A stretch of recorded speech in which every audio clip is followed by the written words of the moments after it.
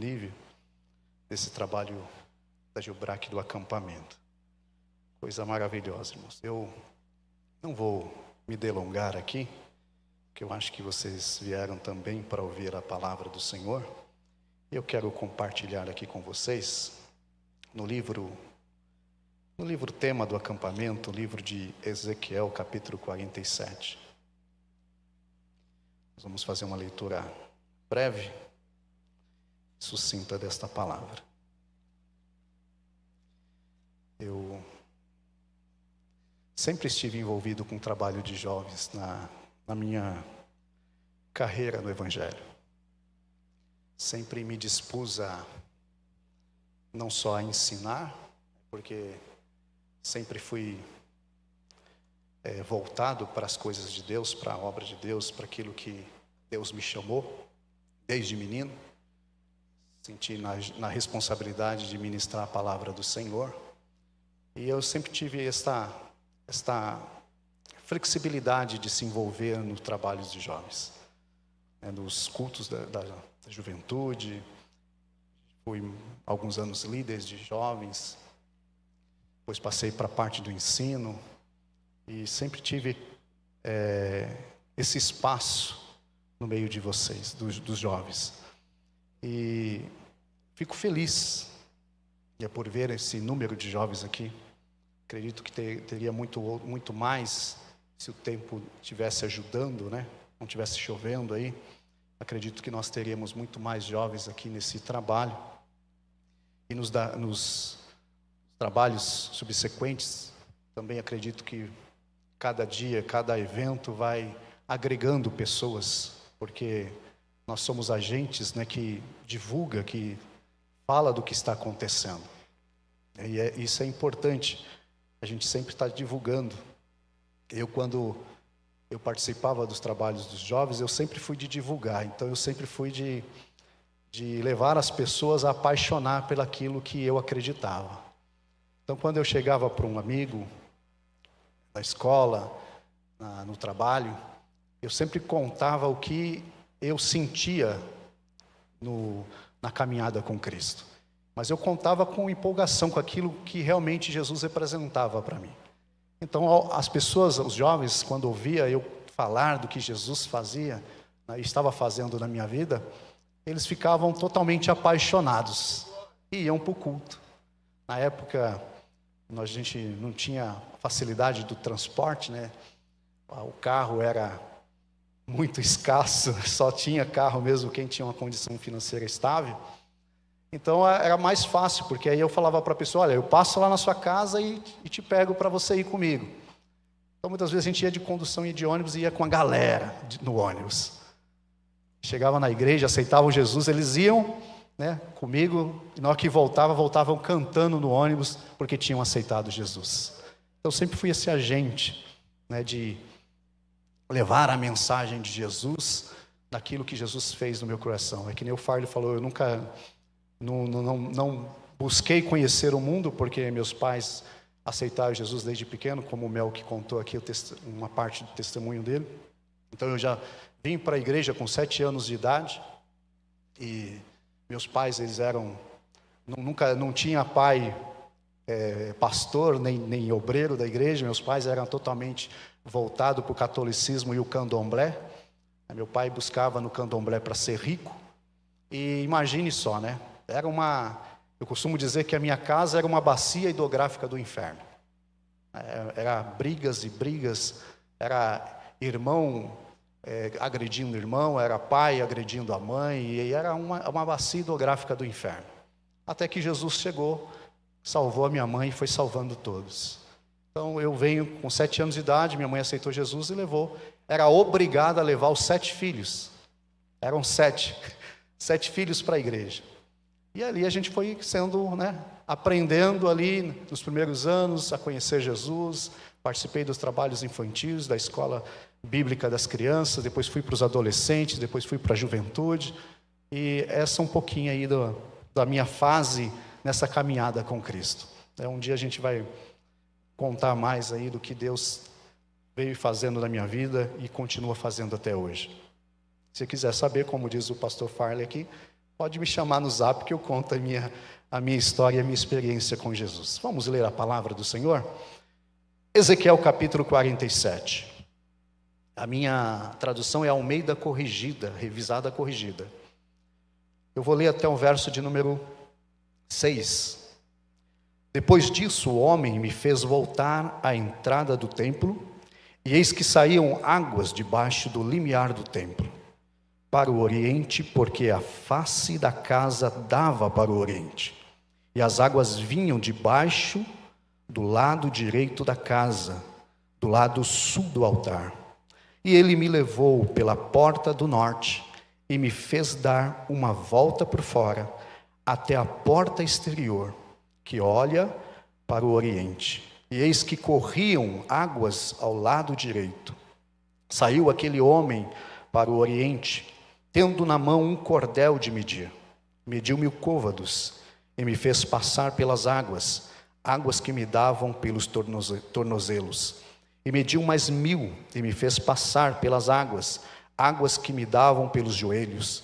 E mediu mais 1000, e me fez passar pelas águas, águas que me davam pelos lombos. E mediu ainda outros 1000, e era já um rio que eu não podia atravessar, porque as águas tinham crescido, águas que se deviam passar a nado, rio pelo qual não se podia passar. E me disse: viste isto, filho do homem? Então me levou e me tornou a trazer à margem do rio. Amém? Curve a tua cabeça. Pai, em nome de Jesus, esta é a tua palavra, Senhor, que foi lida aos nossos ouvidos, palavra que o teu Espírito Santo me inspirou a ministrar nesta noite ao coração desta juventude, Senhor. Que o teu Espírito Santo, que está atuando neste recinto, em cada coração, possa ir de encontro, e esta mensagem possa produzir o resultado nesse coração nesta noite. Que este jovem possa sair daqui transformado por esta palavra, pelaquilo que o teu Espírito irá revelar ao coração de cada ouvinte, de cada irmão que nos assiste também pelas redes sociais. Que o Senhor alcance, que esta palavra entre neste lar, neste coração, e produza a mudança, e produza o resultado, e que o Senhor seja glorificado em cada vida, por causa de Cristo Jesus, o nosso Senhor. Amém. Graças a Deus. Irmãos, jovens, eu quero dar aqui um subtítulo para esse tema do 5º nível. Está aí o 5º nível, deixou meio que um parênteses, e eu quero dar um subtítulo para esse 5º nível. O subtítulo que eu quero trazer aqui é o seguinte: você define o limite. Diga para essa pessoa que está do teu lado, para esse jovem, essa jovem, diga para ele assim: você define o limite.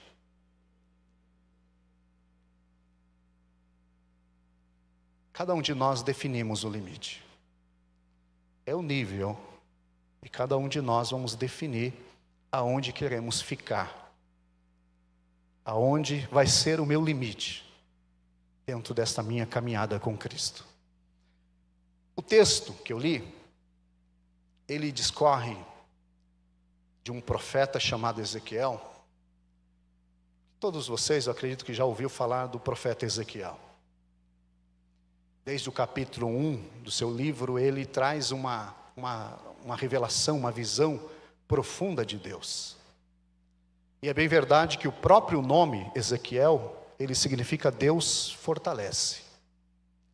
Então você vai ver que todos os textos do livro de Ezequiel, ele sempre vai vir com essa narrativa, que o Espírito do Senhor, o homem de Deus, o anjo do Senhor me levou e me mostrou em visões dos céus.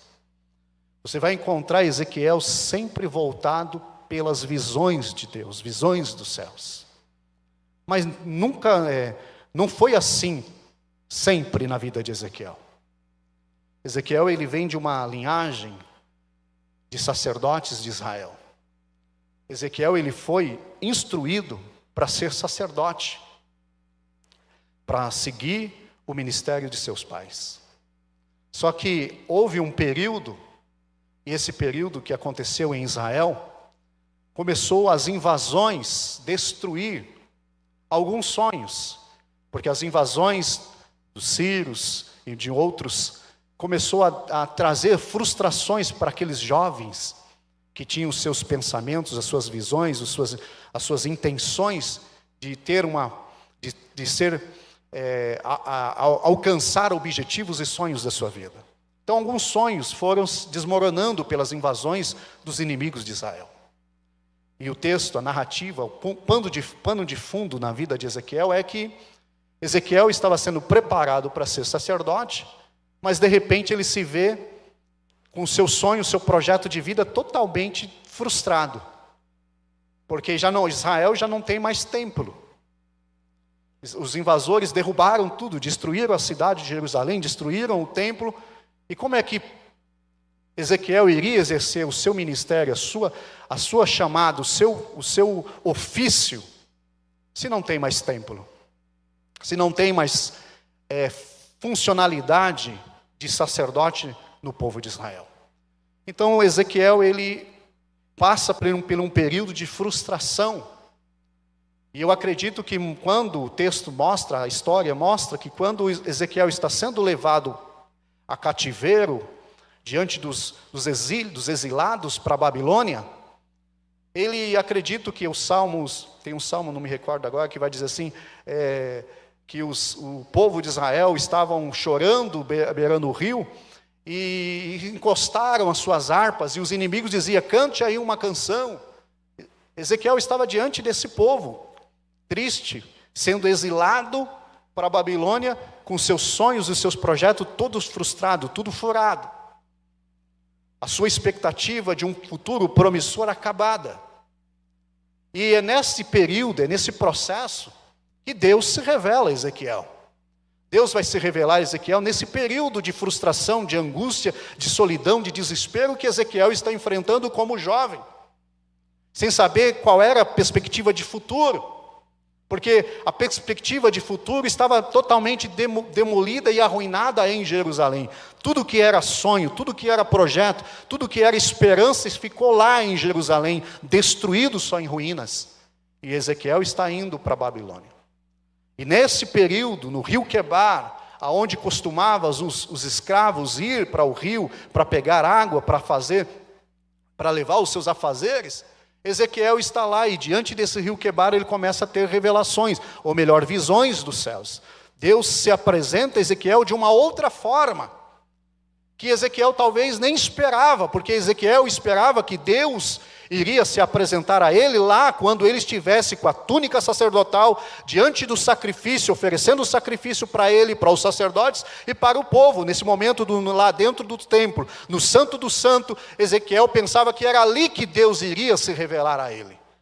Só que o processo é outro. Deus revela-se a Ezequiel num período de exílio, num período de frustração, num período de angústia e de desespero. O que eu quero dizer com isso? Que Deus, nesta noite, dentro desse período, dentro deste culto, Ele pode sim, ou quem sabe já esteja revelando a você, nesse processo que você está vivenciando, nesse processo que você está passando. Não é porque você esteja passando por um processo difícil que Deus não pode se revelar a você aí. Deus se revela a nós quando estamos nos momentos difíceis da nossa vida, nos momentos de desespero da nossa vida, no momento de frustração da nossa vida, é onde que Deus se revela e se mostra que Ele tem projetos para nós. Esse é um pano de fundo.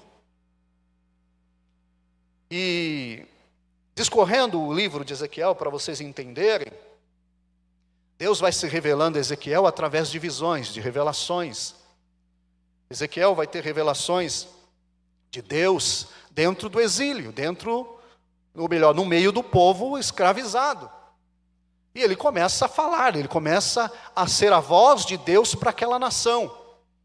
E ele começa a dizer para alguns, isso na primeira leva dos exilados, que Ezequiel vai, ele é levado nessa primeira leva dos exilados, ele começa a dizer, porque ainda tinha povo, ainda ficou um remanescente lá em Jerusalém, em Israel, e ele começa a profetizar contra esse remanescente, porque aquela primeira lição, ou seja, a primeira deportação para a Babilônia, parece que não surtiu efeito naqueles que ficaram. porque eles continuaram fazendo as suas pecaminosidades e servindo a outros deuses. E Ezequiel começa a profetizar tanto para os que estão exilados, quanto para aqueles que ficaram. Esta é a mensagem de Ezequiel. E aí Ezequiel começa a levar a mensagem através das visões que Deus entrega. Deus começa a entregar visões para Ezequiel, e Ezequiel começa a dizer, no capítulo 16, no capítulo 36 do livro de Ezequiel, ele começa a dizer para o povo que este povo, que haveria um tempo, e as revelações de Ezequiel são escritos de épocas de Jerusalém que estava sendo destruída, e Ezequiel ele vai ver, ele vai muito além da tragédia que ocorrera em Jerusalém, e ele vai ver que há um tempo futuro de esperança para o povo, ainda há esperança para aquele povo, ainda há renovação para aquele povo, ainda há níveis para aquele povo entrar e se aprofundar diante de Deus. E é esta a mensagem de Ezequiel. E no capítulo 36 ele vai dizer: olha, Deus vai transformar o coração de vocês. O coração de vocês é um coração duro, é um espírito obstinado ao pecado, mas Deus vai transformar, Deus vai mudar esse coração, vai mudar esse espírito, vai trazer um espírito de renovação e um coração de carne, de sentimento, para que vocês possam se dobrar a Deus. E aí Ezequiel continua dizendo, trazendo uma mensagem de renovo e de esperança para o povo. E aí é bem verdade que o texto vai discorrer, no capítulo 37, você vai ver aquela figura dos ossos secos, né? O exército, o povo de Israel, simbolizando aquele exército de ossos secos que estavam ali no vale. E Ezequiel vai ter essa visão, esta revelação de Deus, e vai dizer para o povo: olha, vocês estão vivendo hoje como se estivesse vivendo num vale, sendo sequíssimo, não tendo perspectiva de nada. Vocês estão mortos e precisam viverem, e precisam se despertar e se tornar o exército que Deus estabeleceu para a vida de vocês. Esta foi a mensagem do capítulo 37. Ezequiel começou a dizer: olha, vocês precisam despertar.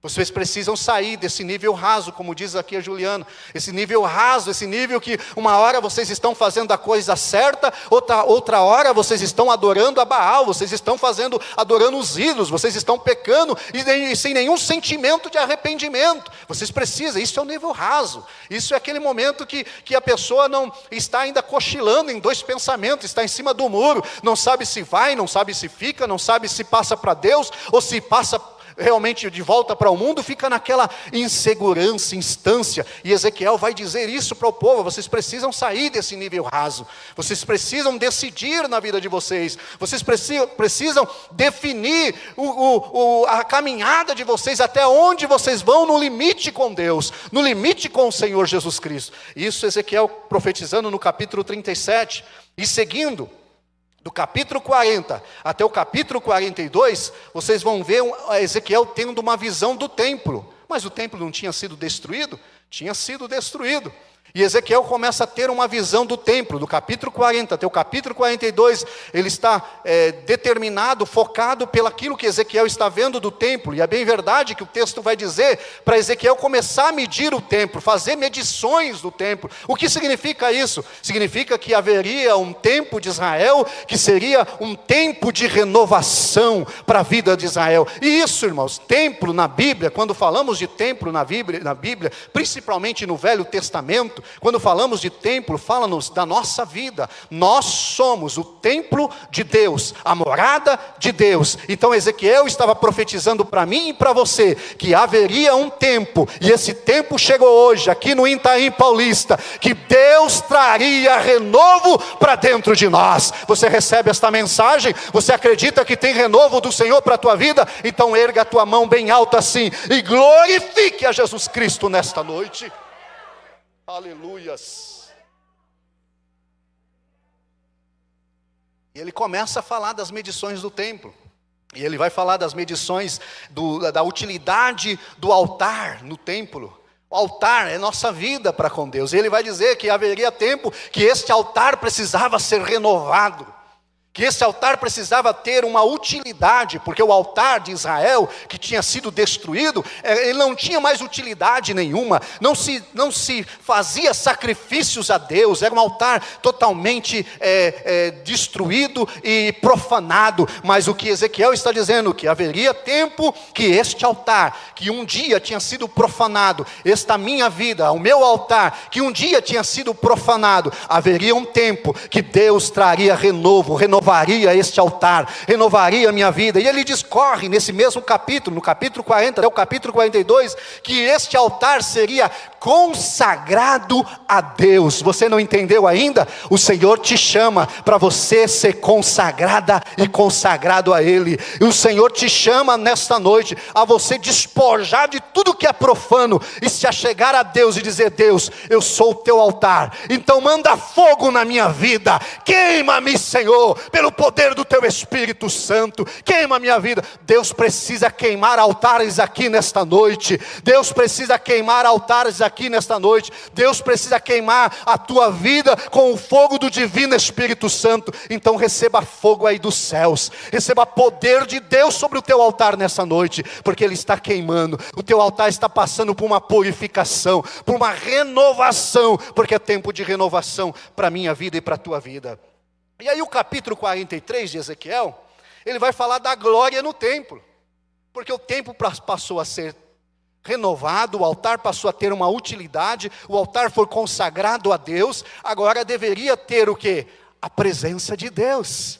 E aí ele vai profetizar no capítulo 43, que este templo, esta minha vida, esta tua vida, deveria ter, não deveria ser vazia, ou simplesmente adornada pela aparência. Esta minha vida, essa tua vida, ela teria que ter a presença de Deus. E é por isso que o Senhor fala na sua palavra: eu não habito em templos feitos por mão de homens, eu habito no teu coração, no meu coração. Há uma habitação de Deus aí, há uma habitação de Deus para a tua vida. Então receba a glória dEle, receba a presença dEle. Glória de Deus é presença de Deus na minha vida, glória de Deus é a presença do Espírito Santo na minha vida. Irmão, irmã, jovem de Deus, você precisa ter a presença de Deus na tua vida. Isso é glória, isso é poder, isso é virtude de Deus para a tua vida. Então queira isso, receba isso em tua vida nesta noite, no nome de Jesus. Aleluias. Então agora estou cheio da glória de Deus, estou cheio da presença de Deus. Deus fez uma renovação, mostrou a minha utilidade. E aí continua o texto, a narrativa do livro de Ezequiel, do capítulo 44 até o capítulo 46, Ezequiel vai falar da importância do ministério, ele vai falar do saber valorizar, ou melhor, da sua valorização diante de Deus, diante das coisas de Deus, dos meus deveres para com Deus, de lembrar da celebração a Deus. Esse capítulo 44 até o capítulo 46 vai falar da utilidade, da responsabilidade, porque não basta simplesmente ser cheio de Deus, você sair deste culto cheio de Deus, da presença de Deus, mas você tem que saber de uma coisa: há responsabilidades para a minha vida e para a tua vida, há chamado de Deus. Então, ou seja, chamado de Deus para celebração, para deveres. Eu preciso obedecer, eu preciso observar a palavra de Deus, para que esta glória continue na minha vida, para que esta presença permaneça na minha vida. Eu preciso fazer algumas observações, eu preciso sentir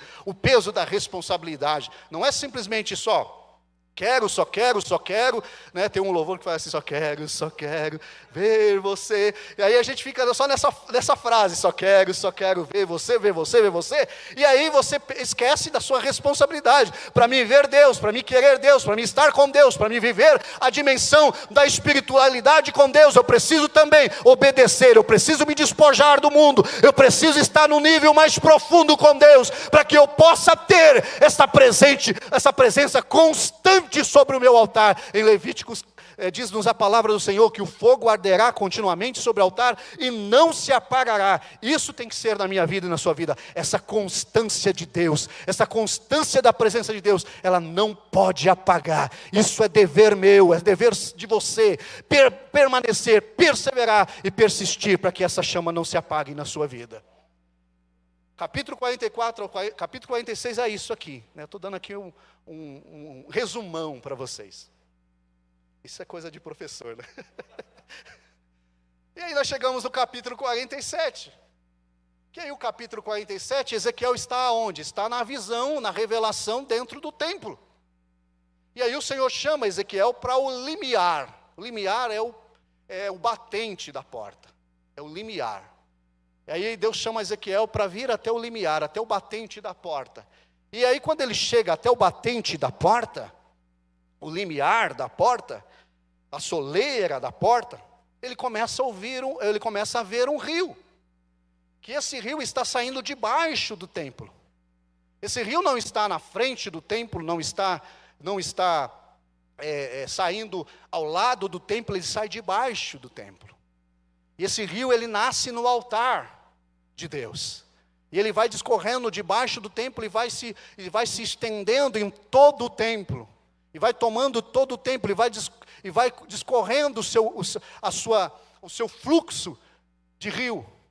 E aí Ezequiel começa a ver esta visão, e ele na porta, no limiar, ele começa a olhar e começa a observar tudo isso, e aí ele recebe um convite.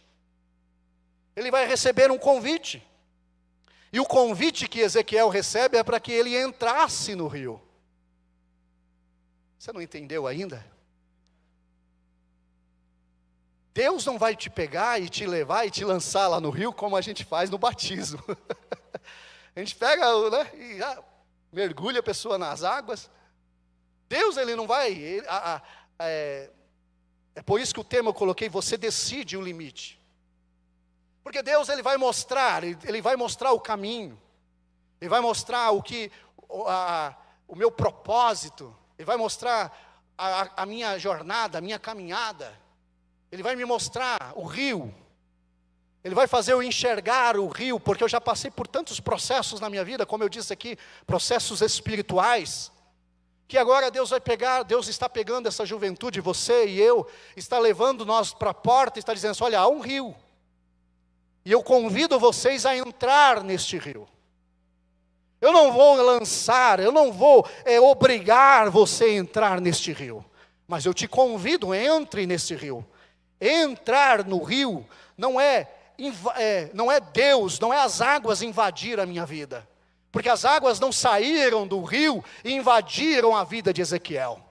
Ezequiel precisou entrar no rio, ele precisou receber, estar atento e obedecer este convite, olhar para esse convite e enxergar nesse convite que é algo importante para a vida dele. Entrar naquele rio era algo importante para ele. Mesmo sem saber aonde aquele rio iria levar, se a profundidade era rasa ou submersa, ele precisava entrar para saber. Não dá para conhecer a Deus, ficar olhando e ouvindo, eu estou ouvindo isso, ouvindo aquilo, tal, peraí, né, eu estou vendo ali o Farley ali, a Juliana, líder da Jubrac ali, falando para lá, falando para cá, dizendo dos trabalhos da juventude, dos cultos, dos níveis, mas peraí. Se você não entrar, se você não mergulhar, se você não se permitir a estar lá, a permanecer, a ver aonde isso vai chegar, você não vai entender, você não vai descobrir qual é o teu limite para com Deus. Você não dá, Deus não vai te obrigar, Deus não vai pegar na tua mão e na minha mão e dizer, você agora vai ter que entrar comigo. Você agora vai ter que entrar nesse rio. O Senhor está mostrando esse rio para mim e para você.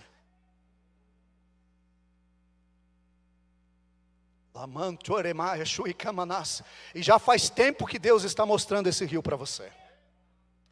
Isso aqui é uma palavra profética. Já faz tempo que Deus está mostrando esse rio para você. E você precisa entrar nesta noite. Eu vejo o Senhor aqui colocando o dedo indicador para mim e na vida de vocês, dizendo, é para você. Olha o rio aí. Olha o rio. E não sou eu que estou lhe convidando. É o Senhor que está te convidando. E ele vai chamar Ezequiel, vai convidar Ezequiel para entrar no rio. Salmos de número 46, verso 4, diz assim: há um rio cujas correntes alegram a cidade de Deus, o santuário da morada do Altíssimo. Ou seja, há um rio. Deus tem um rio que jorra do seu trono para nós, e está dizendo: olha, não é só para você ouvir, ou perceber, ou estar lendo sobre este rio. Eu quero que você entre neste rio. E aí o capítulo 22 de Apocalipse, o verso 1 ainda diz: então me mostrou um rio de água viva, brilhante como cristal, que sai do trono de Deus e do Cordeiro. Ou seja, tudo que você receber dentro deste rio, ele vem direto do trono de Deus. Está vindo de lá, do trono de Deus, está vindo de Deus para você. E é por isso que ele está te convidando: entre nesse rio. Você quer saber, você quer me conhecer, você quer saber aonde esse caminho comigo vai chegar? Então comece a entrar nele agora. Você quer saber qual é o propósito, qual é a chamada, o que significa servir a Deus, participar dos trabalhos, obedecer a palavra de Deus? Então entre nesse rio. Não dá para ficar imaginando de fora, não dá para ficar tentando especular aonde esse rio vai me levar. Você precisa entrar nesta noite. Você precisa entrar nessa noite. E uma coisa eu te digo: quando você entra neste rio, você não se arrepende, porque o que você recebe quando está dentro deste rio vem de Deus para a tua vida, vem de Deus para a tua casa, vem de Deus para o teu ministério, vem de Deus para as tuas coisas. Então o que você está esperando, jovem? Entre neste rio. Aleluias. Chore cantuida, chore maias. Glória a Deus. E qual era o destino que este rio, que o homem, o anjo de Deus, o anjo do Senhor está levando Ezequiel? Qual era o destino? E aí o anjo vai pegar Ezequiel, vai caminhar com ele. Quando ele entra e decide entrar, ele vai perceber que o limite das águas era batendo os pés. E aí vai medir-se mais 1000 côvados. E aí as águas davam-se nos joelhos. E aí começa todo o processo de medição, até um ponto que Ezequiel não dava mais para andar no rio. O rio agora tinha que ser atravessado a nado. Vocês lembram da onde Ezequiel começou? Vocês lembram? Aonde Ezequiel começou? Quando ele recebeu o convite, Ezequiel estava onde? Ezequiel estava onde? Aonde? Limiar. Ele estava na porta do templo. Agora ele saiu da porta do templo e está entrando nas águas, do lado de fora. Ele está entrando nas águas, águas que davam aos pés. Aí foi mergulhando, foi entrando, foi medindo mais 1000, e foi se aprofundando, a um ponto que agora não podia mais andar. Só a nado. Quando ele chegou num nível que já era superior a ele, só atravessaria a nado, águas profundas, Deus vai pegar Ezequiel, e aí o texto que eu li para vocês, vai pegar Ezequiel e vai atravessar com Ezequiel até o outro lado.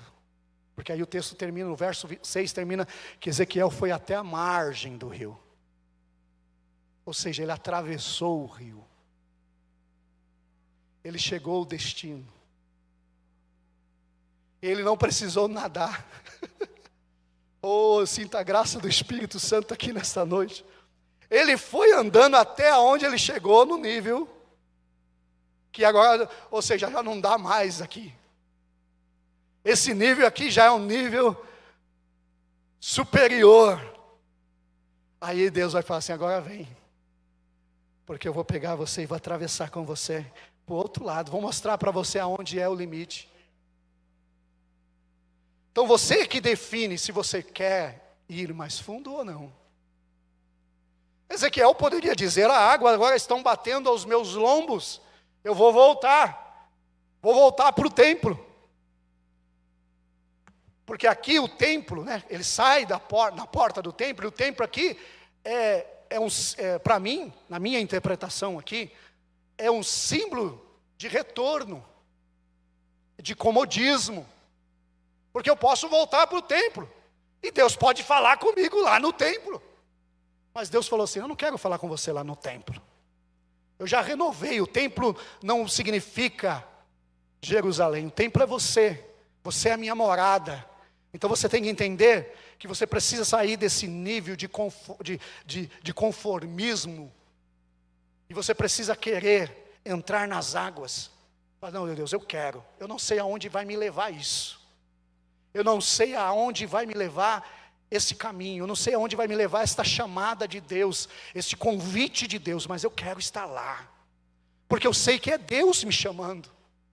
Eu sei que é Deus me chamando. Eu quero ir, eu quero me achegar a Deus. E aí você vai sendo levado, porque Deus ele vai dando proporcionalidade naquilo que a gente vai podendo suportar. Deus não vai dar a glória dele toda, porque a gente não vai suportar, que somos carne. Então Deus vai dando por porção, vai te dando porção, vai te trazendo mais perto, vai te mostrando maravilha. Ezequiel começa a ver algumas coisas, do capítulo 47 até o término do capítulo de Ezequiel.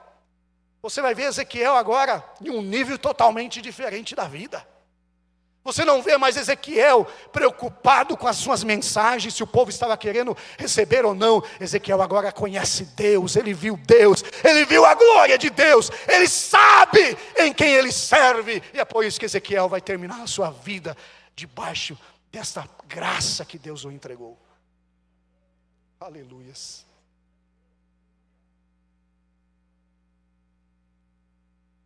E aí, irmãos, quando Ezequiel chega no nível que ele não pode mais andar, ele é levado para a margem. Ele é levado para a margem. Isso é o que Deus quer fazer conosco. Isso é o que Deus quer fazer com você, jovem. Eu vivi muitos anos da minha vida preocupado com as minhas coisas. Com as minhas coisas, com os meus sonhos de projetos materiais. E foi um momento que Deus falou comigo assim: para, eu te chamei para ir no mais fundo, não ficar cavando essa cisterna, cavando esse raso. Contempla, enxerga, porque eu com meus 16, 17 anos, Deus me chamava sempre para a palavra e eu ficava sempre lutando com Deus. E aí eu ia para o som, para os instrumentos, para ser músico. Fazia aula de música, fazia tanta coisa na área da música, e Deus falando assim: não, pera aí, meu amigo, aqui. Até que um dia eu fui roubado meu teclado, me levaram meu teclado, eu estava indo para a aula de teclado, e passando no meio de uma comunidade, o pessoal veio, encostou o revólver e levou o teclado. Aí eu, teimoso, comprei um violão. E fui para o violão. Até hoje não aprendi. É um sonho. E lutando com os meus sonhos e aquilo que Deus estava proporcionando. Até o momento que eu enxerguei, Deus falou assim: olha aí, veja o rio. Sou eu que estou te chamando. Sou eu que estou te chamando, veja o rio. Foi essa revelação. Eu vi assim como uma Bíblia descia sobre a minha cabeça. E aí o Senhor falava assim: é esse o caminho. Isso é experiência minha. Estou dizendo que você vai viver essa experiência, mas uma experiência minha. E Deus falou assim: é esse o caminho. E aí eu falei: não, para Deus, não para de brigar com o Senhor. Eu vou seguir. E comecei a ler a Bíblia. Me matriculei na escola teológica e fui aprender a palavra de Deus. Fui primeiro ano, segundo ano, terceiro ano, quarto ano, quinto ano, sexto ano, sétimo ano, oitavo ano. Básico, médio, bacharel. Fui aprender a palavra de Deus. E depois que eu entrei nesse rio, nunca mais eu quero sair dele. Nunca mais. Porque cada vez que eu estou entrando, mergulhando, e o Senhor está me levando no rio, e quando eu chego na margem, eu falo assim: agora eu vou voltar. Senhor, me leva de volta. Eu quero continuar nesse rio, porque é dentro do rio que a gente vai recebendo de Deus. Não é na margem. Não é na margem. é dentro do rio. O que o Senhor está convidando Ezequiel aqui é dentro do rio. Porque muitas das vezes, quando você chega na margem, você pode até enxergar tudo normal, parece que não houve nada de diferente. Você pode chegar aqui, é o 8º nível, né? Até 7. Você pode chegar aqui no 7º nível, enquanto você está aqui nadando, mergulhando, você está, que coisa linda, gloriosa, nossa, eu sinto Deus, eu sinto a presença de Deus. Mas quando você chegar no 7º, que terminar o acampamento, terminar todo o projeto da Gilbrac, destinado a esses níveis, aos níveis, você olhar assim e falar assim, poxa, agora eu estou na margem. Parece que as coisas tudo de novo, tudo mesmo. Porque Deus não te chama para você continuar na margem. Deus te chama para você entrar de novo no rio. Porque esse rio vem do trono dele. E diz-nos a palavra, Jesus dizendo à samaritana, que quando a gente bebe desta água, ela jorra em nós um rio para a vida eterna. Oh, glória a Deus!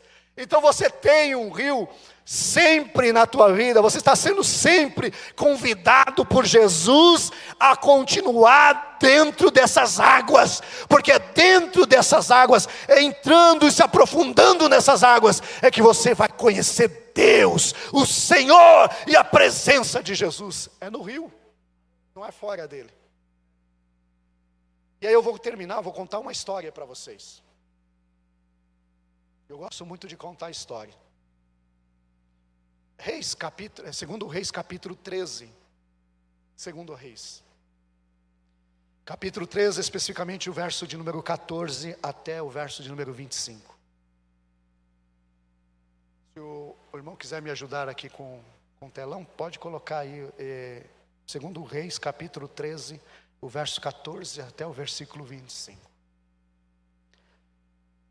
É uma história de Jeoás, rei de Israel, que tem a ver com Eliseu. Eliseu já está nos seus últimos dias. Eliseu está quase já partindo para esta vida. Está doente. Eliseu está muito doente. E o rei Jeoás, ele vai consultar o profeta de Deus. Porque ele está sendo... Vocês podem ler aqui, tá? Eu vou falar por cima aqui, mas vocês podem ler. Ele está sendo intimidado pelo rei da Síria. E aí ele vai consultar o profeta, mesmo nos seus finais, enfermo. Ele vai consultar Eliseu. E aí Eliseu vai dizer assim para o rei Jeoás. Pode passar o verso seguinte. Toma um arco de flechas. E aí o rei vai tomar o arco de flechas. Continua. Põe na tua mão sobre o arco. O rei vai esticar o arco. Eliseu vai pôr as mãos dele sobre as mãos do rei. E aí o rei vai dizer, abre a janela. Ou Eliseu vai dizer, abre a janela. O rei vai abrir a janela. E aí Eliseu vai dizer, atira a flecha. Ele atirou. E aí vem a profecia de Deus. Flecha do livramento do Senhor. É a flecha do livramento contra os sírios. Porque ferirás os sírios em Afeca até os consumir. Grave bem essa profecia de Eliseu. Grave bem essa profecia. Deus falou para o rei Jeoás. Essa flecha simboliza a tua vitória e o extermínio dos sírios. Você vai consumir os sírios. Continua. E aí Eliseu vai dizer para o rei, toma as flechas. E o rei vai tomar as flechas. Então disse ao rei de Israel, fere a terra. E o feriu 3 vezes e o cessou. Eliseu vai dizer para ele assim, pega a flecha. O rei vai pegar as flechas. Aí Eliseu vai dizer assim, agora fere ao chão. Aí ele vai pegar as flechas, vai ferir. 3 flechas ao chão. Aí Eliseu vai ficar indignado. Eliseu vai ficar irado com o rei Jeoás. Continuando. Então o homem de Deus se indignou contra ele e disse, 5 ou 6 vezes era para você fazer isso. 5 ou 6 vezes era para você ter atirado, porque se você tivesse feito 5 ou 6 vezes, então feriria os sírios até os consumir. O que Deus tinha dito na primeira profecia: com esta flecha você ferirás os sírios até os consumir. Só que o rei estava no nível raso, no conformismo, no incomodismo da vida. Ele pegou a flecha. E olha aqui, quando Eliseu pede para o rei pegar as flechas, está em plural. Então o Eliseu falou assim: pegue as flechas. Eram muitas flechas. E aí ele vai pegar e vai esticar e jogar 3 vezes ao chão. E aí Eliseu vai indignar porque eram muitas flechas. Só que o rei estava tão conformado, tão no seu comodismo, no seu raso, de enxergar as coisas razoavelmente, que ele não apercebeu que ele precisava estabelecer o seu limite de profundidade com Deus. E aí ele vai jogar só 3 vezes, aí o Eliseu vai dizer assim: olha, meu amigo, por causa disso, dessa sua atitude, dessa tua decisão, você vai ferir só 3 vezes os sírios. Ou seja, você não vai consumir os sírios. Você vai ferir só 3 vezes. O que isso me mostra? O que isso me ensina? Quando eu estabeleço o limite na minha vida, eu vou chegar só naquele limite que eu estabeleci. Quando eu falar, eu tô aqui, eu vou para a casa do Senhor, para mim tá bom cultuar, estar no meio do jovem, participar da Jubrac, está bom para mim. Você estabelece um limite para a tua vida e você vai ficar só nesse raso, só nesse limite. E Deus está sempre mostrando para você que há um rio, há muita coisa para você desfrutar com o Senhor. Mas você está perdendo tempo na tua vida porque você estabeleceu um limite: eu vou só até aqui. Eu só feri 3 vezes e para mim está bom. Você poderia destruir, como o rei Jeoás, poderia destruir, exterminar os sírios e nunca mais ficar preocupado com os inimigos assírios. Mas por causa do comodismo, por causa, aqui está bom, eu não sei, é estranho para mim, é novidade. Aquelas pessoas que ficam, eu não quero, vai ter trabalho. Se você vai ficar não quero ter trabalho, você vai ficar nesse raso e não vai conhecer a profundidade das riquezas de Deus para a tua vida. E é por isso que eu digo, e finalizo aqui: é você quem estabelece o limite aonde você quer chegar com Deus. A profundidade que você quer estar com o Senhor. Você quer ferir 3 vezes? Você pode ferir 3 vezes. Mas você vai ficar nessas idas e vindas. Você vai ficar nesse raso. Você poderia ir muito mais além. Você poderia alcançar muito mais coisas com Deus. Muito mais coisas na tua vida. Isso eu falo em todos os aspectos da tua vida. Você poderia alcançar muito mais. E você é jovem. Você é jovem, você está na idade tenra da sua vida. Não dá para você jogar fora. Não dá para você queimar os teus anos. Porque Eclesiastes vai dizer que vai chegar os maus dias, que você vai olhar e vai dizer: neles eu não tenho mais contentamento. O tempo vai passar, o ano vai passar, o dia vai passar, as horas vão passar, e o que você vai fazer, o que você está estabelecendo para a tua vida? Então o Senhor te convida nessa noite: entra no rio, vai mais profundo, permita-se, se entregue. Não dá para ficar nessa reserva. Você precisa se entregar a Deus. Eu me entrego por inteiro, o Senhor é quem cuida de mim. Eu vou, eu faço, eu estou. Usa-me, Senhor. Nós canta aqui sempre, né? Usa-me, Senhor. Então fala com Deus, usa-me mesmo. Faz de mim o teu vaso, o teu instrumento. Abençoa a minha vida, abençoa a minha casa. Eu quero ser esse agente abençoador. Aonde eu passar, a bênção esteja. Aonde eu andar, a bênção está comigo. Eu quero ser isso. Então quando você se entrega e abraça isso, e se permite entrar no rio, o Senhor fala, então vem cá. Ele pega na tua mão, na minha mão, e fala, vem cá que eu vou te mostrar mais profundo, eu vou te mostrar os céus, eu vou te mostrar coisas lindas, eu vou te mostrar que você foi chamado para ser governador e não ser escravo. Eu vou te chamar e vou te mostrar que você não vai ser sacerdote, você vai ser profeta. Profeta. Foi assim o que Deus fez com Ezequiel. Ele não precisava agora ser mais sacerdote, agora ele era profeta. Ele andava com Deus, ele via Deus, ele se mergulhava em Deus. Aleluia, é isso que eu e você precisa nesta noite. Então se coloque de pé neste momento. Aleluia. Você entendeu a palavra? Você entendeu a palavra? Diga, eu entendi, Senhor. É comigo. Aí você pode dizer, eu vou entrar neste rio. Aleluias. E aí você, quando entrar e estar já dentro deste rio, aí você vai dizer para o Senhor, assim, agora eu quero mergulhar neste rio. Eu quero mergulhar neste rio. Aleluias. Curve a tua cabeça. Eu quero orar nesse momento. Você faça a tua oração. Faça ao Senhor. Fale com Ele das tuas intimidades, da tua vida. Fale com Ele. O Espírito Santo está aí, movendo. Esse rio é o Senhor, é o Espírito dEle, que vai brotando e jorrando cada vez mais na nossa vida. Então faça a tua oração, permita-se.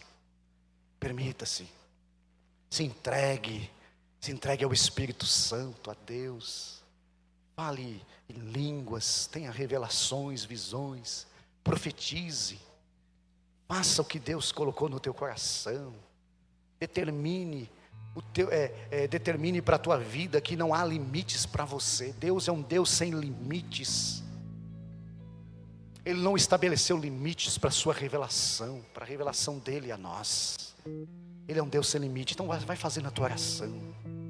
Oh Jesus, eu sei que o Senhor estás aqui. Eu sei que o Senhor ama a cada jovem, a cada senhor, a cada senhora. Eu sei que o Senhor tem propósitos lindos, excelentes, grandiosos. Por tudo que o Senhor faz é grande. Tudo que o Senhor faz é estrondoso. Eu sei que o Senhor tem muita coisa boa e linda a fazer no meio dessa juventude da Jubrac no Itaim Paulista. E eu quero pedir neste momento, Espírito Santo, quebranta esse coração. Mostra, Senhor, para ela e para ela que essa é noite de decisão. Eu preciso decidir. Não dá mais para voltar, já são 5 níveis. Não dá mais para voltar, não dá mais para retroceder. Eu estava na porta, esse jovem, esta jovem estava na porta, estava no limiar, quando o Senhor se revelou, quando o Senhor se apresentou a ele e a ela. Muitos aqui levantaram as mãos e vieram até a frente, te aceitando, reconciliando. Muitos vieram em choros, outros na caminhada com seus familiares, aprenderam a te amar. Aprenderam a amar os teus preceitos. E quem sabe hoje se encontra em um nível de decisão, no nível de quem sabe pensando em cochilando em 2 pensamentos. Quem sabe até pensando em voltar, em desistir, retroceder. Como disse aqui a Juliana, a nossa irmã diaconisa Juliana, líder desses jovens, pensando até desistir, parar, jogar tudo por alto. Oh Senhor, mostre a ele e a ela que é Tu, ó Senhor, que convida, É Tu, ó Senhor, que chama nesta noite, para que ele entre neste rio, e nunca mais saia deste rio, e nunca mais fique estacionado na margem deste rio, mas que ele permaneça recebendo desta água, fluindo desta água, porque esta água vem de Ti, esta água é o Teu Espírito Santo em nós, esta água é o Teu Espírito sobre o nosso templo, sobre a nossa vida, nos lavando. Então vem, Espírito Santo, toque, este é o Teu lugar, esta vida é o Teu altar, esta vida é a Tua casa, Espírito Santo. Então faça morada, e que esta noite seja uma noite diferente, de vencer as frustrações, de vencer as angústias, os desesperos, os desânimos da vida, as circunstâncias opressoras da vida, e entrar nesta dimensão espiritual, e sair daqui diferente, mudada e mudado, não porque é uma palavra que venha trabalhar a sua motivação, mas é uma palavra que venha mover o espiritual dele e dela, Senhor. É isso, Pai, que o Senhor está fazendo e irá fazer sobre cada vida nesta noite. Tome esse lugar, Senhor. Vai adorando ao Senhor, vai glorificando, vai bendizendo ao Senhor.